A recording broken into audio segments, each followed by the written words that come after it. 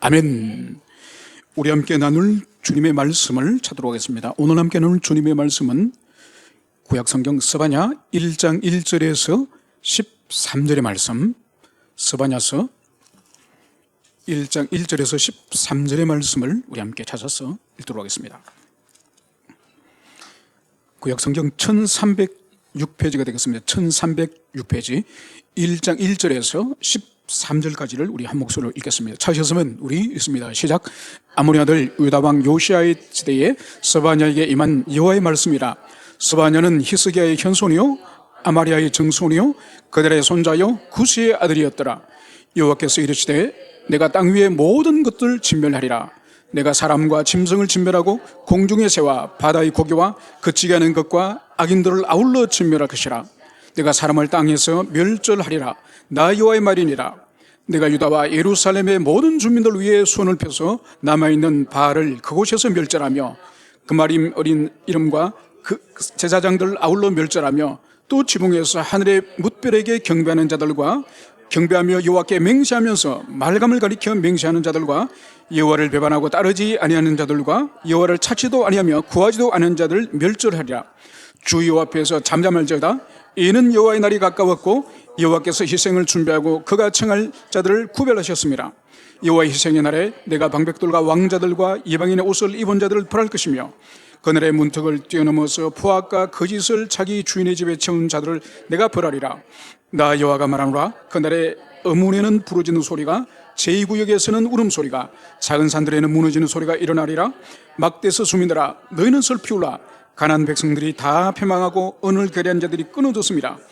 그때 내가 예루살렘에서 찌꺼기같이 가난자서 마음속에 스스로 이르기를 여호와께서는 복도 내리지 아니하시며 화도 내리지 아니하시리라 하는 자들을 등불로 두루 찾아 벌하리니 그들의 재물이 노락되며 그들의 집이 황폐할 것이라. 그들의 집을 건축하나 거기에 살지 못하며 포도원을 가꾸나 그 포도주를 마시지 못하리라. 아멘. 우리 기도하시겠습니다. 아버지 하나님, 이제 저희들이 주의 말씀을 함께 봉독하고 이제 주님의 음성을 듣고자 합니다. 저희들 한 사람 한 사람에게 집중할 수 있는 마음을 주시고 온전히 주의 말씀을 청종할 때에 심령 깊은 곳의 깨달음과 그 깨달음을 우리가 믿으며 우리 삶에 붙잡으며 그래서 우리의 삶을 고치고 우리 영혼을 고치는 귀한 시간 될 수 있도록 주여 은총을 베풀어 주시옵소서.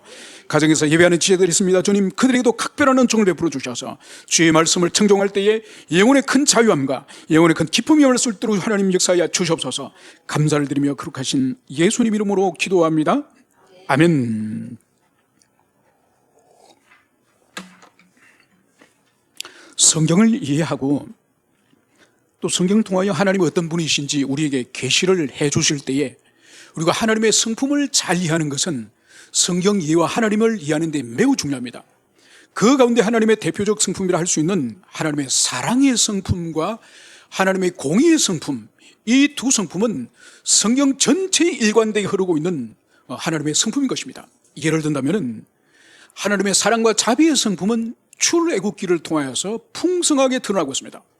여러분, 이스라엘 백성들이 이제 광야로 나왔을 때에 하나님께서는 그들에게 배가 고플 때는 만나로 아침마다 먹이시고 그들이 목이 말라서 그들이 물이 필요했을 때는 반석을 쪼개서 그 광야 한가운데서 생수를 먹이지 않았습니까?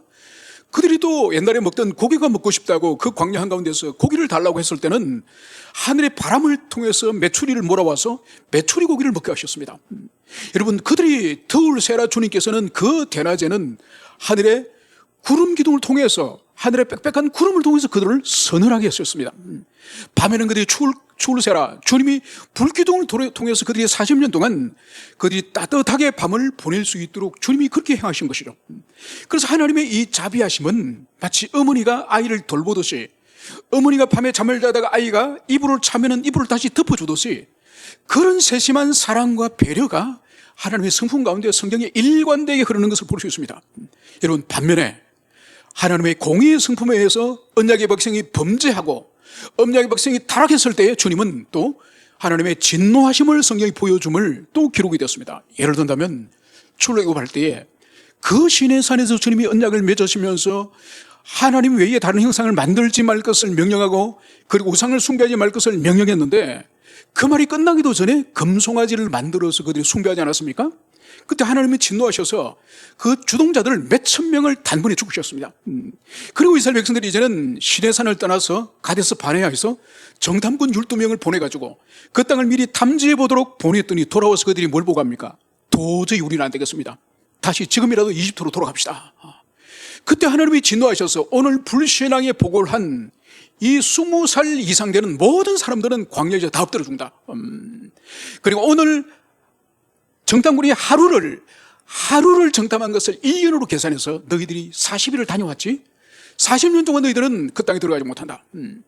그래서 40년 동안 20살 이상 된 모든 사람들이 여호수아와 갈렙 빼고 다 죽임을 당했습니다. 여러분, 세 번째로는 이 이스라엘 백성들이 이제 요단강만 건너면 이제 가나안 땅인데, 가나안 땅을 코앞에 두고 이제 어떤 일이 벌어집니까? 이 발람이 이스라엘 백성들을 유혹하기 위해서 저주가 통하지 않으니 이 모압의 여성들을 사용해가지고 이 남자들을 성적으로 유혹하고 우상숭배를 하도록 하지 않습니까? 그러니까 요단강 앞에서 그들이 간음을 하고 우상숭배를 하게 된 거죠. 그래서 그 일로 말미암아서 하나님이 전염병을 보내서 한날에 몇만 명이 죽습니다. 여러분, 그래서 하나님은 성경 속에서 풍부하게 하나님의 자비와 사랑의 성품을 계시할 뿐만 아니라, 그러나 하나님이 범죄하고 타락하여서 그들이 깊이 주님을 떠났을 때는 하나님의 이 공의의 진노의 성품을 퍼부어서 그들을 주님께서는 심판하시기를 주저하지 않으시는 이 공의 하나님이신 것을 오늘 성경은 충분히 우리에게 계시하고 있습니다. 여기서 우리가 이해할 것은 이 공의의 성품과 이 사랑의 성품에 대한 발언이에요. 그러니까 하나님의 이 사랑은, 이 끝없는 사랑은 반드시 공의의 성품을 내포있는 거예요. 그러니까 아무리 사랑하더라도 이들이 범죄했을 때는 반드시 징계하시는 그 공의의 성품을 아울러 가지고 있는 사랑이에요. 그리고 하나님의 공의의 성품에 의해서 막 징계를 하더라도 이 징계는 파멸과 멸망을 목표로 하는 것이 아니에요. 당신의 자녀와 백성의 파멸과 멸망을 목표로 하는 것이 아니라 때리시고 고쳐서 관계 회복을, 치유 회복을 목표로 하는 것임을 볼 수 있습니다. 그래서 이 사랑은 항상 징계를, 공의를 내포있고, 하나님이 징계하시는 공의의 성품은 사랑을 전제로 하는 거예요. 그래서 주님께서는 성경 속에 때로는 정말 무서운 말씀으로서 이스라엘 백성들에게 심판과 멸망을 말씀한다 할지라도 그 전제는 얼마나 사랑하셨으면 주님께서 저렇게 말씀하셨을까, 이것을 염두에 됩니다. 그래서 특별히 선지서를 우리가 읽을 때, 선지서를 묵상할 때, 선지서는 이스라엘 백성들의 죄악을 고발하고 죄악을 탄핵하는 내용들이 많기 때문에 반드시 여기는 하나님이 무서운 심판의 말씀을 주님이 하십니다. 이때 우리가 오해를 해서는 안 되는 것은 마치 이스라엘 백성을 멸망시키고 이스라엘 백성들 이 땅에서 소멸시키는 것이 하나님의 목적인 것처럼 그렇게 오해해서는 안 된다는 거예요. 그것은 바로 사랑의 다른 표현이요, 주님께서 당신의 백성들 향해서 얼마나 사랑하시고 집착하셨으면 이런 형태의 표현을 하셨을까, 이것을 여러분들이 이해하시고 오늘 이 사바냐로 들어가도록 하겠습니다. 먼저 우리는 1절에 보면은 이 1절에서 이 선지자 스바냐에 대해서 소개를 합니다. 그리고 그가 어느 시대 때 사역하는 건지 시대적 배경을 말씀을 하고 있습니다. 1절, 아몬의 아들 유다왕 요시아의 시대에 스바냐에 임한 여호와의 말씀이라. 스바냐는 히스기야 현손이요 아마리아의 증손이요 그달의 손자요 구시의 아들이더라. 여러분, 스바냐라고는 이 이름 자체는 여호와께서 숨기셨다, 하나님이 감추셨다, 이런 뜻이에요. 여러분, 이 스바냐서에서 일관되게 흐르는 이 중심적인 화두, 이 화두가 뭔가 하니까 여호와의 날이에요.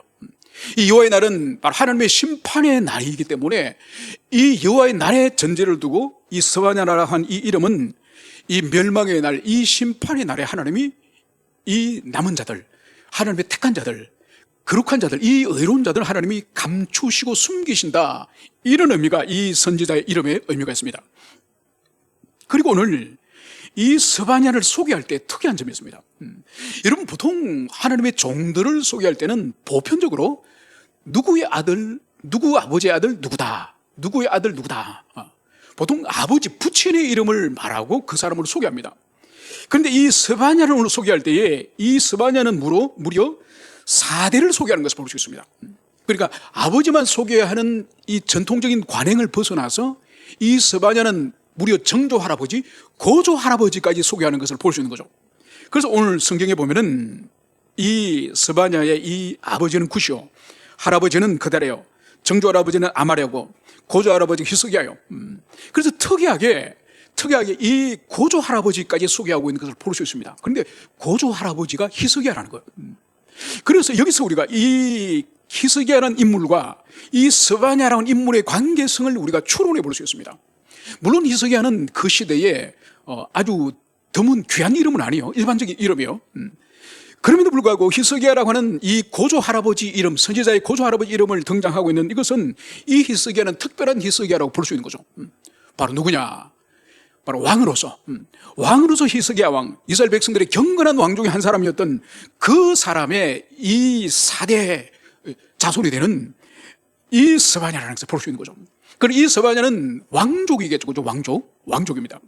그러면서 이 스바냐가 활동했던 시대를 아몬의 아들 유다왕 요시아 시대에 하나님의 말씀이 이 스바냐에게 임하였다고 기술하고 있습니다.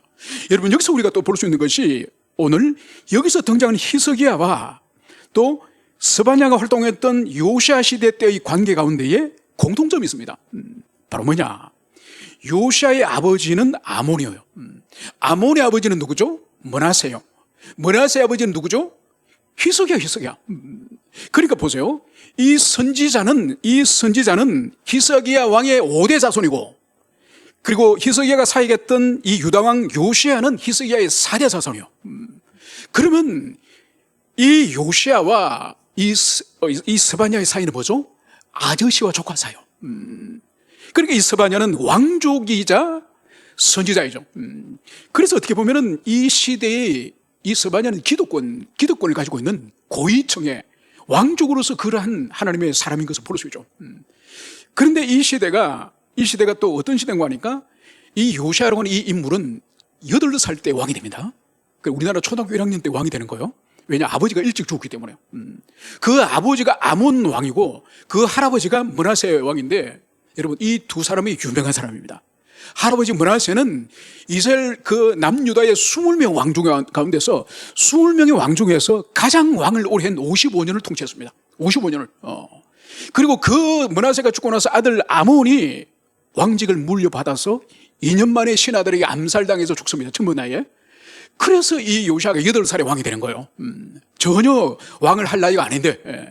그런데 오늘 주시는 이 계시의 이 말씀의 배경은 사실 요시아 통치의 초기지만은 영적인 영향은 할아버지 므낫세와 아버지 아몬의 시대의 영적인 그 어둠이 지금 남아있는 시대에 이 말씀을 주신 거예요. 그래서 므낫세와 이 아몬의 시대를 잠깐 우리가 이해할 필요가 있습니다. 여러분, 이 므낫세는 경건한 히스기야 왕이 어느 날 죽음을 이사야가 와서 당신은 이제 집안을 정리해라, 죽을 준비를 하라, 그러면서 죽음을 예고했을 때 히스기야가 벽을 쳐다보고서 하나님 앞에 기도했지 않습니까? 통곡을 하면서 기도했을 때 하나님이 그의 생명을 15년을 연장해 주셨죠. 그때마다 히스기야에게는 자식이 없었습니다. 그런데 15년 살면서 자식이 태어난 자식이 므낫세예요. 여러분, 이 므낫세가 문제예요. 그리고 이 므낫세는 경건한 아버지와 전혀 다른 사람이에요. 그래서 우상 숭배는 기본이고, 그리고 이 아수르 제국의 그 강압 속에 있으면서 아수르 제국의 모든 나쁜 우상 숭배를 다 배우는 거예요. 그래서 나중에는 이 하늘의 일을 성신, 하늘의 별들까지 숭배를 하면서 나중에는 뭘까지 하냐? 몰렉 숭배까지입니다. 여러분, 몰렉은 이 가나안의 이 악한 신 중에 하나인데, 바로 이 우상은 가장 기뻐하는 제물이 있습니다. 바로 제사를 드리는 그 사람의 자기 아들을 직접 불태워서 바치면 몰렉이 너무너무 기뻐한다고 하는 이 전통이 있는 거예요. 그래서 이 므낫세 왕은 자기 아들을 직접 불태워서 몰렉에 바칠 정도로 우상 숭배에 아주 골수에 사무친 사람이 이 므낫세, 요시아 왕의 할아버지예요. 그걸 아들이 아몬이 그대로 물려받습니다. 그래서 하나님의 심판으로 2년 만에 암살을 당하고 마는 거죠. 그래서 이 57년, 할아버지 55년, 아버지 2년, 57년 동안 흑암의 세월을 이스라엘 백성들이 보내는 거예요. 여러분, 이러한 배경 속에서 요시아가 왕이 되었고, 그래서 요시아가 왕이 되었을 때에 하나님은 이 약 60년 가까운 긴 세월 동안에 선지자를 보내주시지 않으시고 하나님의 말씀이 없는 시대를 뚫고 드디어 이 스바냐의 하나님의 말씀이 임한 거예요. 그래서 새로운 왕 8살짜리 요시아 왕이 세워졌고, 이제 하나님께서도 오래 참으시고 드디어 이 민족을 개혁하고 이 민족의 영적 갱신의 때가 왔다고 주님이 생각하시고 왕족 스바냐를 세워가지고 이제 이민족에게 하나님의 이 선지자의 말씀을 선포한 것이 바로 우리가 읽는 이 말씀이에요. 그래서 오늘 주님께서는 이런 역사적 배경 가운데서 오늘 주님이 무슨 말씀을 시작하시느냐, 오늘 이 3절에 보면 오늘 주님께서 긴 세월 동안 흑암을 뚫고 처음 주님이 이제는 선포하시는 말씀이 여호와께서 이르시되 내가 땅 위의 모든 것을 진멸하리라. 여러분, 긴 세월 동안 하나님의 이 계시의 공백을 깨고 처음 주님이 선포하시는 말씀이 다른 말씀이 아니라 내가 땅 위에 모든 것을 진멸하리라. 여러분, 여기서 진멸하다는 이 아세타라는 이 단어는 무슨 의미가 하니까 쓸어버리다, 깨끗하게 쓸어버려, 이런 뜻이에요. 여러분, 여기서 우리가 볼 수 있는 것이 3절에 보면 이 쓸어버리다는 의미가 더 구체적으로 이렇게 말씀하십니다. 내가 사람과 짐승을 진멸하고 공중의 새와 바다의 고기와 그치게 하는 것과 악인들을 아울러 진멸할 것이라. 내가 사람을 땅 위에서 멸절하리라. 나 여호와의 말이라. 여러분, 모든 것을 진멸한다는 의미는 사람으로부터 시작해서 짐승, 하늘의 새와 심지어 바다의 고기까지, 그리고 그치게 하는 우상들, 그리고 악인들을 모두 진멸할 것이다. 여러분, 이 말씀을 우리가 읽으면 제일 먼저 떠오르는 장면이 무엇입니까? 바로 창세기 6장, 7장, 8장에 등장하는 노아의 홍수가 떠오르지 않습니까? 여러분, 노아의 홍수를 연상케 하는 것처럼 모든 주님이 지으신 만물을 주님께서는 이제는 쓸어버리시겠다, 이 말씀을 하는 것을 볼 수 있습니다. 여러분, 오늘 본문을 가만히 보면은 노아 홍수보다 더 무시무시한 말씀을 하시는 것이 있는데, 여러분, 사람이나 짐승이나 공중의 새나, 여러분, 이것은 노아 홍수에도 당연히 심판의 대상이지만은 바다의 고기는 노아의 홍수에 포함되지 않습니다. 그런데 오늘 하나님은 이 노아의 홍수에서 제외된 바다의 물고기까지도 주님께서는 이제 다 쓸어버리겠다, 이 말씀을 하는 것을 볼 수 있습니다. 여러분, 여기서 우리 볼 수 있는 것은 하나님이 제일 먼저 입을 여시고 선지자에게 하시는 말씀은 이스라엘 백성이나 유다나 예루살렘의 멸망이 아니요, 처음 먼저 말씀하신 이 2절 3절의 말씀은 주님이 창조하신 모든 세계를 보편적으로 심판하시는 이 보편적 심판을 오늘 말씀하고 있다는 이것을 여기서 볼 수 있습니다. 여러분, 그래서 이것을 통해서 말씀하시는 것이 뭔가 하니까 하나님의 백성들에게 하나님은 이스라엘 백성들의 하나님뿐만 아니라 이스라엘 백성들만 창조하시고 지으신 하나님이 아니라 모든 우주와 만물을 지으시기 때문에 당신이 지으실 권세도 있으시고 그것을 파멸하실 권세도 있다고 하는 그것을 오늘 여기서 보여주는 거예요. 여러분, 우리는 이 말씀 앞에서 하나님의 주권과 주님의 권세에 대해서 분명한 인정이 필요합니다. 주님은 만물을 창조하신 주님의 주권자예요. 지으셨기 때문에 그것에 대한 소유권이 주님께 있습니다. 또 그것을 다스릴 수 있는 통치권이 주님께 있습니다. 여러분, 그렇기 때문에 당신이 지으신 것에 대해 당신이 파괴할 거리가 있는 거예요. 그래서 멸망을 시키고 파괴하고, 이것은 당연히 주님께서로부터 당신의 권세로부터 말미암은 이것을 여러분 인정해야 됩니다. 그러면서 이제 주님께서는 이제 모든 만물을 보편적으로 심판하시고 보편적으로 이제는 쓸어버릴 것을 말씀하셨다고 한다면은 이제 이 관점을 좁혀서 이제 4절은 이렇게 말씀하십니다. 내가 유다와 예루살렘의 모든 주민들 위에 손을 펴서 남아있는 바알을 그곳에서 멸절하며 그마림이란 이름과 및 그 제사장들을 아울러 멸절하며. 여러분, 이제 하나님의 관점은 우주와 이 모든 만물을 보편적으로 심판하신 데서 좁혀서 예루살렘과 유다의 이제 관점을 이제 좁힌 것을 볼 수 있습니다. 그래서 오늘 주님이 내가 손을 펴서, 여러분, 하나님이 손이 있습니까? 여러분, 이것을 신인 동형론적 표현이라고 그러죠, 그죠? 그래서 성경에 보면 하나님의 얼굴, 모세가 하나님의 얼굴을 보여달라 그랬죠, 그죠? 하나님은 내 얼굴을 볼 수 없다, 그리고 내 등을 볼 것이다. 여러분, 하나님이 얼굴이 있고 덩이 있는 분이 아니지 않습니까? 그분은 순수한 영이시죠, 그죠? 이건 뭔가 하니까 우리 인간에게 하나님의 계시를 이해하기 쉽도록, 그래서 하나님을 마치 인간인 것처럼 육체가 있고 신체가 있는 것처럼, 그래서 하나님의 때로는 얼굴, 또 하나님의 눈, 하나님의 손, 하나님의 팔, 하나님의 등, 이런 형태로 우리 인간의 이해를 돕기 위해서 하나님을 인간의 그런 것으로 비유하시는 신인 동형론적 표현이다. 이것을 여러분들이 이해를 하셔야 됩니다. 그래서 오늘 주님께서는 예루살렘의 모든 주민들 위해 손을 펴시겠다. 여러분, 하나님의 손, 하나님의 팔, 이 용례는 두 가지가 있습니다. 첫 번째는 하나님의 손과 팔은 많은 부분에 있어서 하나님의 이 이스라엘 백성들, 언약의 백성들을 구원하실 때 이 손을 사용하시는 표현으로 사용이 됩니다. 또 한 가지 용례는 뭔가 하니까 이 하나님의 손은 심판의 손, 이 멸망하고 파멸시키는 손으로 사용됩니다. 오늘 이 본문에서는 예루살렘의 주민들을 위해 손을 펴신다고 하는 이것은 불행히도 구원의 손길이 아닌 이 멸망의 손길, 심판의 손길인 것을 볼 수 있습니다. 그래서 하나님의 손길로 뭘 하느냐, 남아있는 바알을 그곳에서 멸절하고 그마림이란 이름과 및 그 제사장들을 아울러 멸절하고, 이제 하나님이 쓸어버리기도 하는 이 두 대상이 있으니 남아있는 바알, 여러분 여기서 볼 수 있는 것이 뭔가 하니까 예루살렘에서 바알을 숭배하는 것이 보편화되었다는 것을 볼 수 있습니다. 그래서 남아있는 바알, 그것을 그곳에서 멸절해버리겠다. 그리고 그마림이란 이름, 여러분 그마림은 뭔가 하니까 바알이라든지 우상을 숭배하는 제사장을 부를 때 그마림이라 불렀습니다. 그러니까 그마림이란 이 단어가 그 시대에 얼마나 사용이 됐는지 여러분 오늘날도 보세요. 오늘날도 사람들이 많이 모여 있는 곳에 어느 지체가 자기 교회 목사님을 발견한 거예요. 그래서 뒤에서 목사님 이렇게 부르니 여러 사람이 자기를 쳐다보더래요. 그 정도 우리나라에 목회자들이 많다는 이야기예요. 그래서 목사라는 말은 아주 일반적으로 사용되는 거죠. 그것처럼 이 요시야 시대 때 그마림, 바로 하나님을 경배하는 제사장이 아닌 우상을 숭배하는 제사장 그마림이 얼마나 이 단어가 흔히 사용됐는지, 이제 그 제사장을 없앨 뿐만 아니라 그 제사장을 부르는 호칭마저도 주님께서는 멸절시켜버리겠다. 주님께서 이 말씀을 하고 있는 것을 볼 수 있습니다.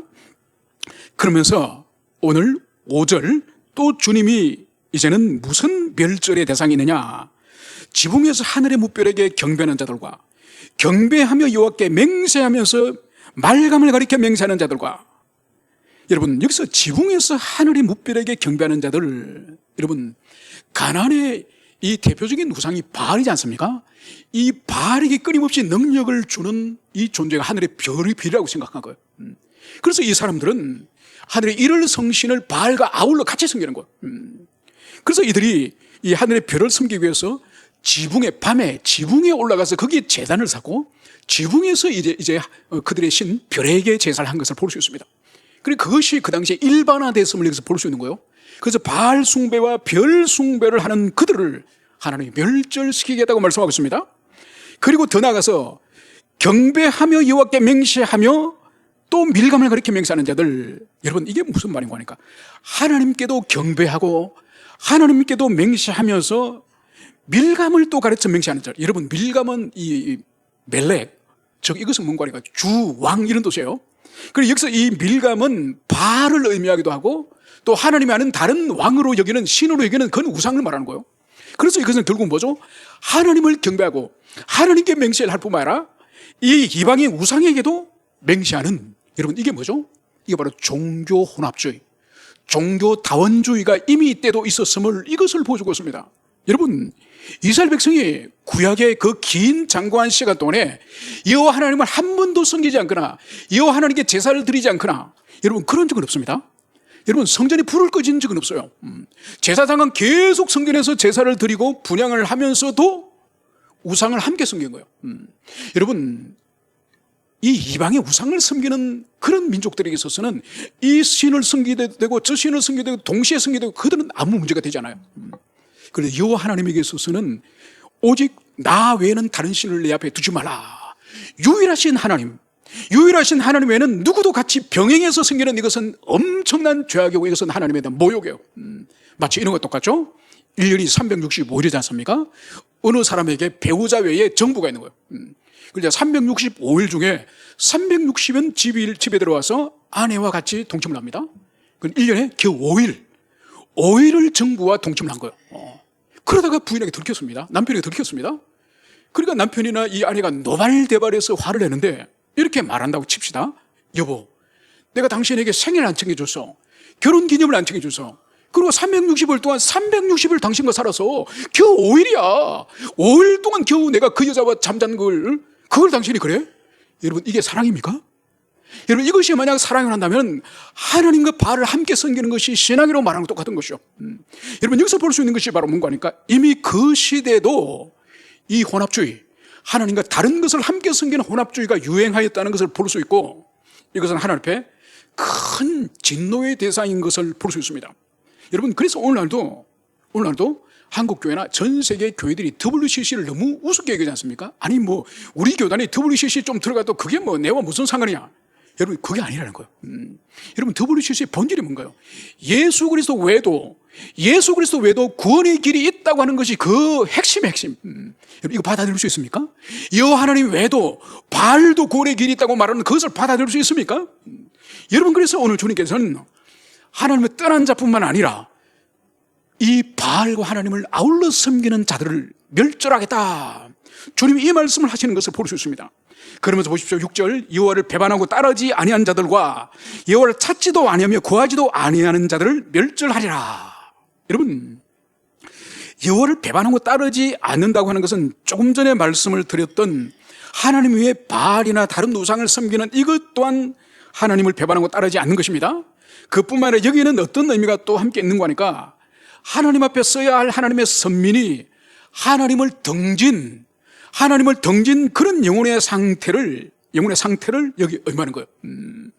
여러분, 그래서 모세 율법에 있어서 하나님께서 특별히 이스라엘 백성들에게 1년에 세 차례씩 절기 때마다 예루살렘 성전으로 나와서 절기를 지켜라. 주님이 그 말씀하지 않습니까? 그러면서 절기를 지키지 않는 자에게 주님께서 뒤에 무슨 말씀을 덧붙이시는 거 하니까 절기를 지키지 않는 자는 이스라엘 가운데서 끊어질지어다. 이런 저주의 말씀하는 거예요. 여러분, 끊어진다는 의미가 뭔가요? 그 언약에 그리고 그 기업의 참여함이 이제는 더 이상 누리지 못하는, 이제는 저주를 받는 대상이 될 그것을 말하는 거예요. 여러분, 그리고 보세요. 10계명 가운데서도 네 번째 계명이 뭐죠? 안식일을 너희는 거룩하게 지켜라. 주님이 그 말씀하시죠. 그러면서 왜 안식일을 지켜야 되죠? 그 안식일에 하나님께서 복을 주신 거예요. 여러분, 안식일에 복을 주시기 때문에 그 안식일에 참여하는 자들이 하나님의 복을 누린 거예요. 그래서 여러분, 안식일이나 절기는 내 하고 싶다고 참여하고 나 하기 싫다고 참여하지 않는 것이 아니라 참여하지 않으면 그로부터 끊어지는 거예요. 저주를 받는 거예요. 이것을 여러분들이 가슴에 깊이 새기길 바랍니다. 그러면서 이제 주님께서는 이제 심판의 대상들, 구체적으로 심판의 대상들을 이제 하나씩 말씀하십니다. 8절, 여호와 희생의 날에 내가 방백들과 왕자들과 이방인의 옷을 입은 자들을 벌할 것이며, 오늘 첫 번째로 하나님이 심판의 대상, 이 심판의 대상에 있어서 방백들과 왕자들 또 이방인의 옷을 입은 자들을 오늘 벌할 것임을 말씀을 하고 있습니다. 여러분, 여기서 오늘 방백들과 왕자들은 이 유다의 정치 지도자들이라든지 관원들이라든지 위정자들, 이런 사람을 말하겠죠. 그리고 왕자들은 이 왕가의 이 왕족들, 이런 특권층을 말하겠죠. 이런 사람이 심판의 가장 먼저 대상임을 오늘 이것을 말씀하고 있습니다. 그러면서 우리가 주의해서 볼 것은 또 한 가지, 이방인의 이 옷을 입은 자들을 벌할 것이며, 여러분, 이방인의 옷을 입은 자를 벌한다는 이 의미가 뭘까요? 바로 이 요시아 시대 직전까지만 하더라도, 지금 이 시대까지만 하더라도 지금 강력한 영향력을 이 팔레스타인에 행사하고 있는 이 제국이 아수르 제국이에요. 그래서 이 아수르 제국의 영향이 지금 유다도 있기 때문에 지금 유다에 있는 귀족들이라든지 그 권세자들이 아수르의 생활 양식을 많이 본받고 있다는 것을 볼 수 있습니다. 특히 아수르의 왕족들이라든지 귀족들이 무슨 옷을 입었느냐? 붉은색 자색 옷을 입었습니다. 그것을 이 유다의 왕족들이라든지 이 귀족들도 이 아수르 제국의 그런 복식을, 이 옷을 입는 것이죠. 여러분, 고려 말에 보면은, 고려 말이 우리나라도, 고려도 원나라의 지배 아래 있지 않습니까? 원나라의 지배 아래 있고 고려왕도 아예 원나라의 황제의 이 사위, 부마가 되지 않습니까?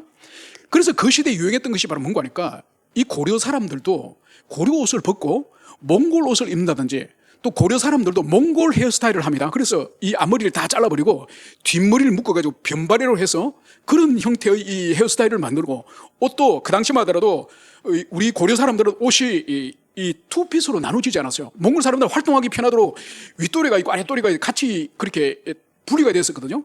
그래서 몽골 형태의 복장을 남자들이 철릭이라 그래가지고 그 철릭 옷이 유행했습니다.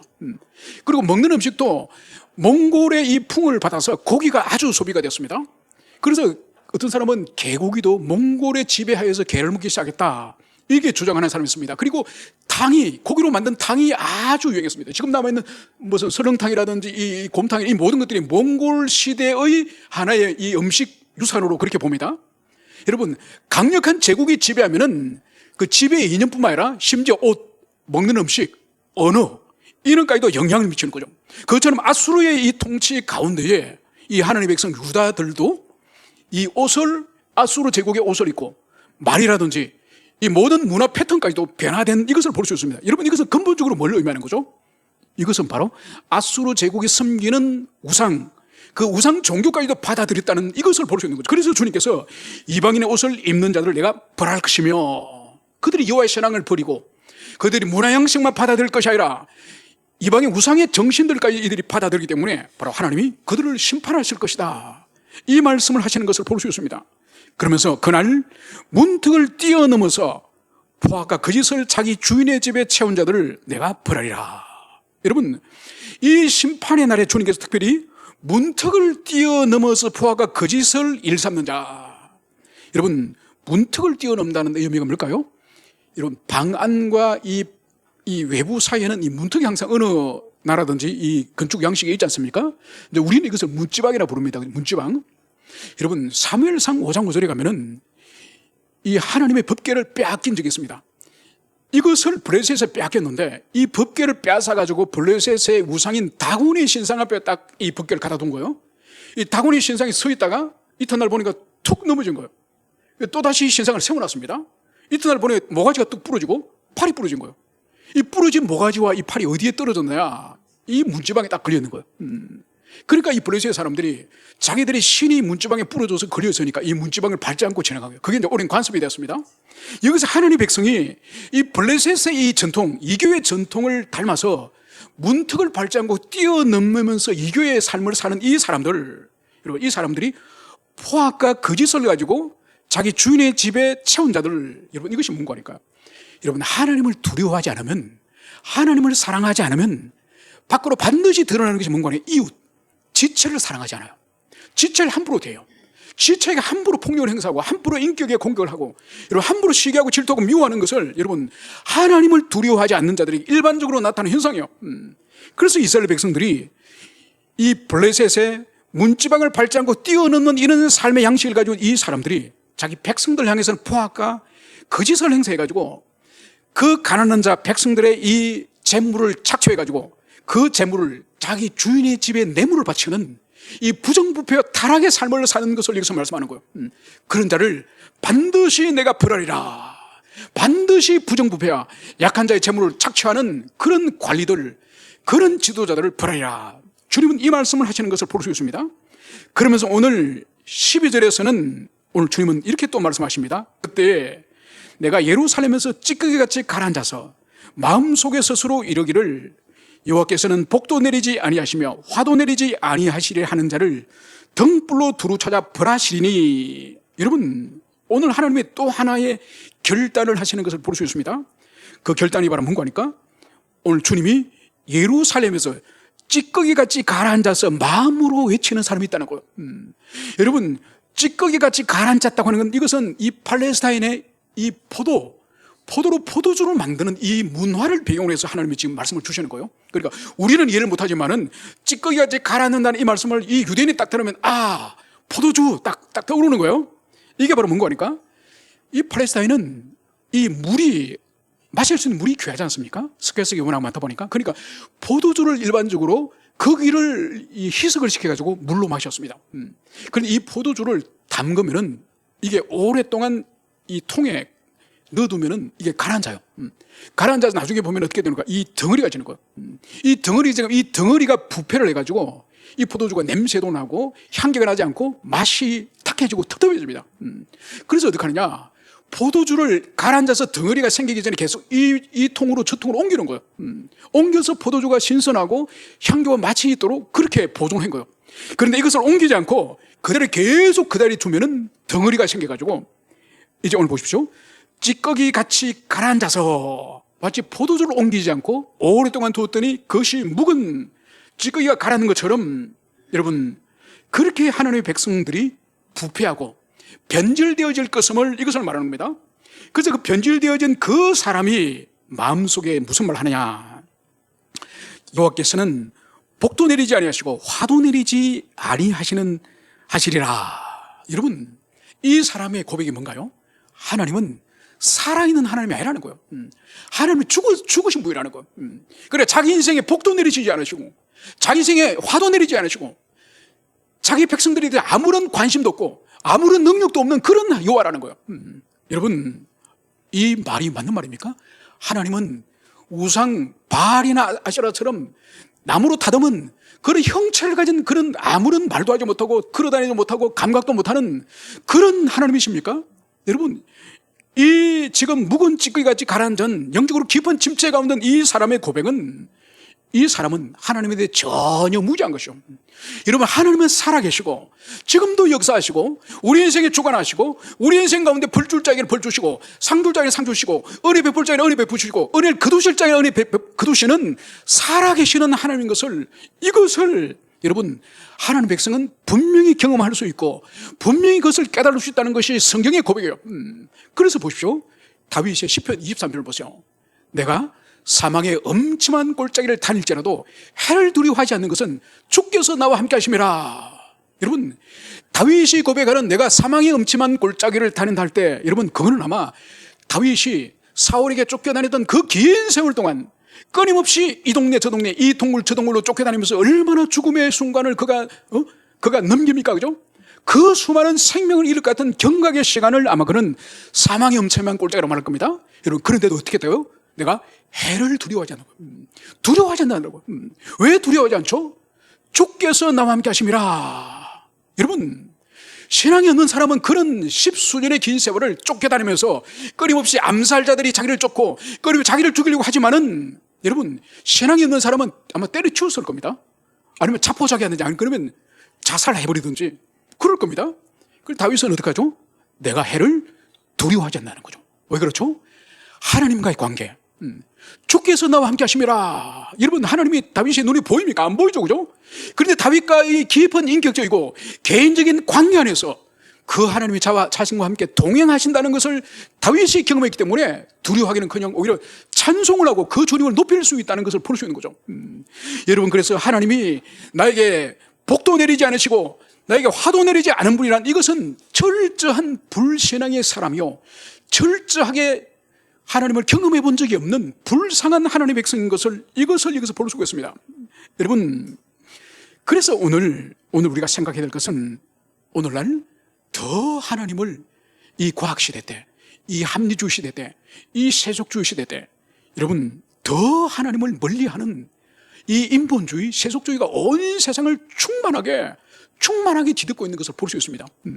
여러분, 며칠 전에 미국에 31살 된 청년 찰리 크크가 암살당해서 죽었지 않습니까? 그래서 한국의 신문과 보도의 쭉 내용을 보니까 다 보도를 극우 찰리 크크, 다 극우 그러더라고요. 그리고 도대체 찰리 크크가 무엇을 주장해서 극우냐? 찰리 크크의 지금까지 일관되게 강하게 주장인 것을 쭉 찾아봤습니다. 첫째, 남자는 남자고 여자는 여자라는 거예요. 제3의 성이라 없다. 하나님이 지어준 대로 그것이 성이다. 두 번째로, 청년들은 결혼해라. 결혼하면 자녀를 많이 낳아라. 여러분, 주로 이런 이야기예요. 페미니즘은 하나님 기뻐하지 않는 거다. 주로 이런 거. 여러분, 이것은 극우가 아니에요. 이 성경의 가치고 성경의 정신이에요. 그런데 미국 사회도 이미 반성경적인 사상을 그 공립학교 때부터 대학까지 그 반성경의 사상을 이 공립교육에서 완전히 도배하기 때문에, 그래서 오늘 아침에도 제가 한 가지 메일이 들어왔길래 어떤 지체가 보라고 열어보니까 뭔가 하니까, 이 찰리 크크가 죽고 나서 이 미국의 대학생들에게 인터뷰한 거예요. 그의 죽음을 어떻게 생각합니까? 그럴 수 있죠. 혹시 슬프지 않습니까? 뭐가 슬퍼요? 이런 완전히 사람들의 반응이, 물론 그 사람들이 미국 청년의 전부라고 생각하지 않습니다. 당연히 죽을 짓을 했고, 그럴 수도 있고, 여러분, 얼마나 사람들이 하나님을 떠나서 하나님의 가치 질서, 이 창조 질서, 이 성경의 정신을 떠나서 그렇게 두 아이의 아버지자 한 여인의 남편이 그 사람이 총에 맞아 죽는 것을 당연히 죽은 것이고, 왜 여자를 혐오하는, 여자에 대한 적대감을 가지고 있다고 그러고, 아니 여성에 대해서 어떻게 적대감을 가지고 있습니까? 결혼하라 그러고, 결혼하면 자녀 많이 낳으라 그러고, 부부가 행복하게 지내라 그러고, 여러분, 그거 성경의 정신밖에 없어요. 여러분, 오늘날 이 무신론, 인본주의, 여러분, 이 적그리스도 사상이 온 세상을 충만하게 지금 뒤덮고 있다는 이것을 우리가 볼 수 있습니다. 그러면서 이제 오늘 주님께서는 이런 자들에게 주님께서는 벌을 내리실 것을 말씀하시고, 마지막으로 오늘 하나님이 복도 내리지 않고 화도 내리지 않는다는 이런 사람을 해서 주님이 13절에 어떻게 하실 거냐? 그들의 재물이 노략되며 그들의 집이 황폐할 것이라. 그들이 집을 건축하나 거기에 살지 못하며 포도원을 가꾸나 그 포도주를 마시지 못하리라. 여러분, 그들의 재물이 노략되고 집이 황폐할 것이다. 여러분, 이 그들은 잠시 전에 말씀했던 하나님의 존재를 부정하고 하나님의 이 창조주의를 부정하고 하나님의 성경 가치를 부정하는 무신론적 인본주의자들, 그들의 운명을 주님 말씀하시죠. 재물이 누락되고 집이 황폐될 것이며, 그 집을 건축한다 할지라도 그 집에 살지 못하고 포도원을 가꾼다 할지라도 포도주를 마시지 못할 것이라.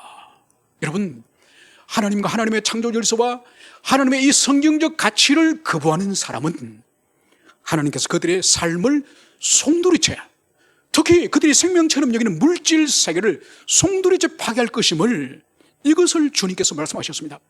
여러분, 이것은 이미 특별히 20세기, 21세기에 충분히 역사 속에서 증명됐습니다.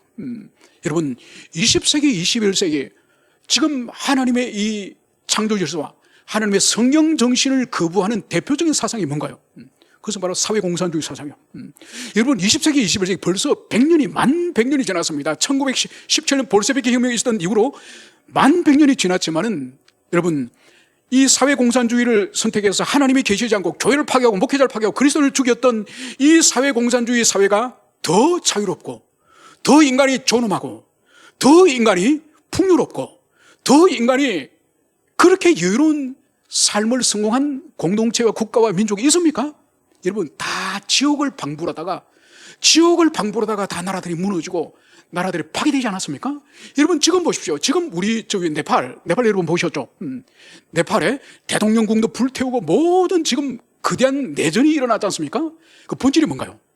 네팔의 이 사람들을 중국 공산주의 정권을 세워가지고 그 사람들이 공산주의 사상과 시스템을 강압을 해가지고 지금 그들이 고난 속에 지나다가 더 이상 참을 수 없어 봉기가 일어났지 않습니까? 여러분, 왜 다른 민족이 들어가서 사상을 강요해서 자유를 빼앗고 인간의 존엄성을 빼앗고 그걸 함부로 죽입니까? 여러분, 그것이 뭔가요? 다 지옥을 경험하면서 끝나는 것이 바로 하나님을 떠나고 창조질서를 거부하고 성경의 가치를 거부하는 것은 바로 이 땅에서 지옥을 맛보게 하시는 것임을 오늘 주님께서 이 13절에서 너희들이 재물이 노락되어지고 너희들이 집이 황폐해질 것이다, 이 말씀을 하고 있는 것을, 이것을 여러분들이 가슴 깊이 새기시길 바랍니다. 그것이 2500년 전에 주신 말씀이지만은 이 말씀이 지금도 유효해서 하나님을 거역하고 창조지수를 거역하는 그 민족과 개인은 바로 지옥의 형벌을 이 땅에 살았을 때 이미 경험한다는 것을, 그것을 여러분들이 가슴에 새기시고 하나님을 두려워하시고 하나님을 경외하시고 하나님을 사랑하시고 그분의 주시는 가치와 질서를 존중하는 우리 모든 교우들 되기를 축원합니다. 함께 우리 기도하시겠습니다.